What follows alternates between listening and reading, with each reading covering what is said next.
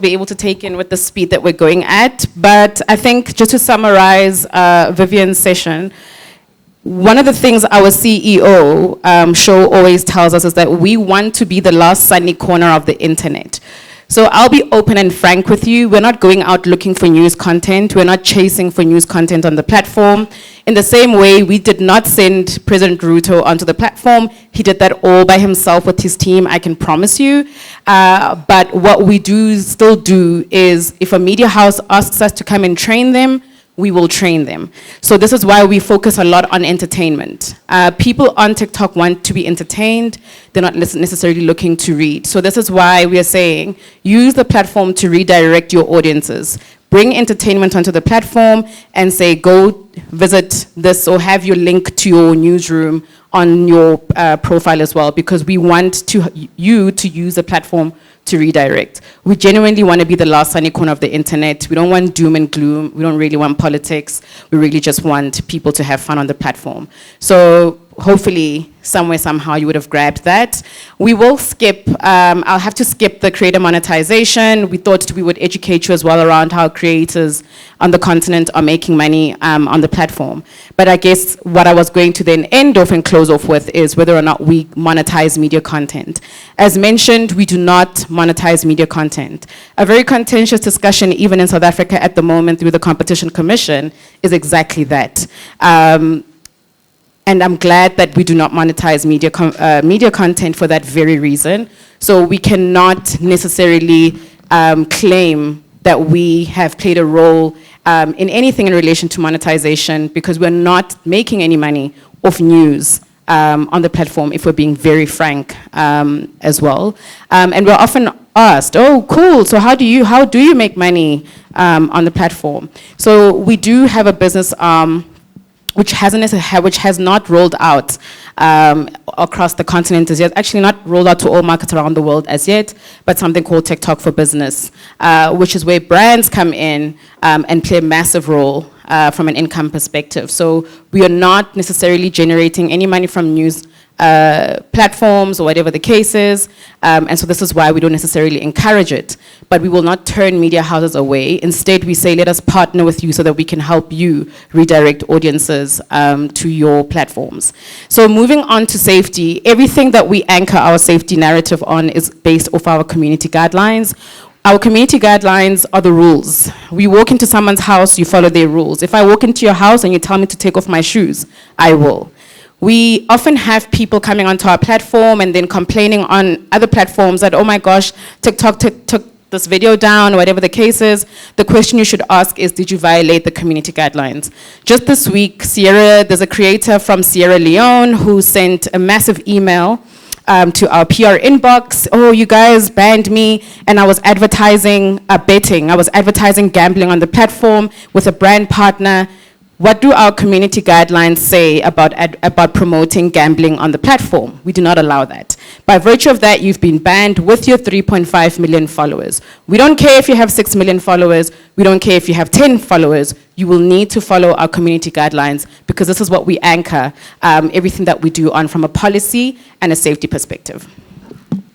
I'll take you through some of the safety features which a lot of people are not aware of, and this is at the base and the core of even keeping yourself as a user safe on the platform. A conversation I was actually just having a few moments ago after Ms. Rosalia's discussion, I was touched by what you were saying around the bullying of women on online platforms and the safety of journalists on online platforms. That really touched me to the point where I actually immediately texted our outreach programs team, and I was like, this is what's being said at the KEG function, and I'm wondering if we shouldn't bring some journalists around a table and have a discussion around what are you experiencing, how are you experiencing it. Take your experiences directly from you, hear from you, and work with us to see how we can continue to make the platform safer for you as journalists specifically. So that's a conversation we're currently having, and Pereira can actually attest to that. She's in the same group.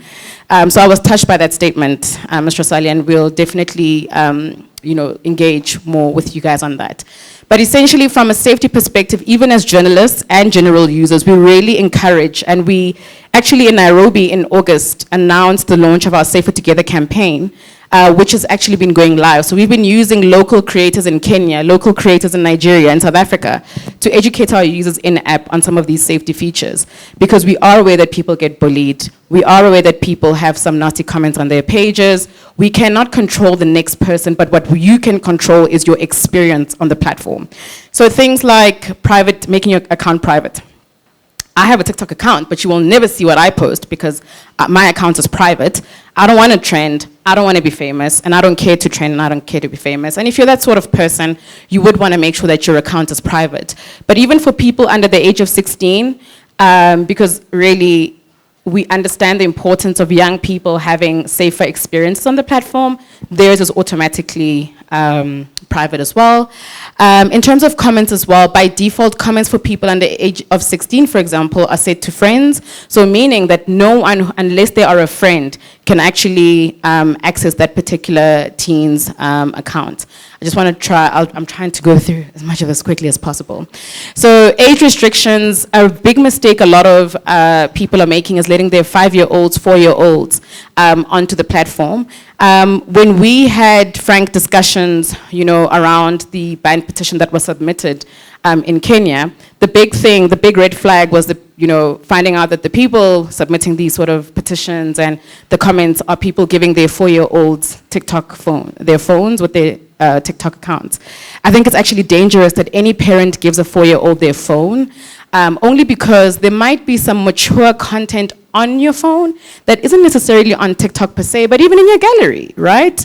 We don't know what's in your gallery. I don't like giving kids my phone because, they could be seeing me drinking a glass of champagne and then think it's okay. It's not okay for you to drink a glass of champagne, but it's okay for me. I pay tax, so I can afford to drink a glass of champagne. You don't. So, we really need to think about how we as parents and adults are engaging with platforms and how we help our young people engage in those platforms as well. So we do have some age restrictions.